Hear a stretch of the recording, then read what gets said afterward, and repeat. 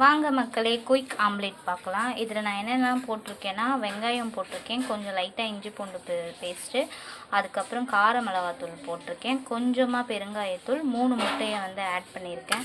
இப்போ 3 முட்டையும் நல்லா மிக்ஸ் பண்ண போகிறேன். ஆம்லேட்டுக்கு தேவையான அளவு பதத்துக்கு அடிக்க போகிறேன். கொஞ்சோண்டு சால்ட்டு போட்டிருக்கேன். சால்ட்டையும் முன்னாடியே வெங்காயத்தோடவே சேர்த்து போட்டு ஆட் பண்ணிவிட்டு இப்போ அடிச்சிட்ருக்கேன்.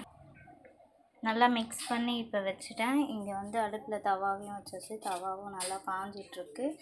இப்போ கொஞ்சம் எண்ணெய் விட்டுக்கலாம்.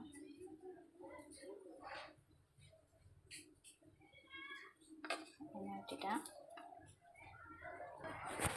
எண்ணெய் நல்லா காஞ்சிருச்சு. இப்போ அடித்து வச்சுருக்க முட்டையை நான் ஊற்றுறேன்.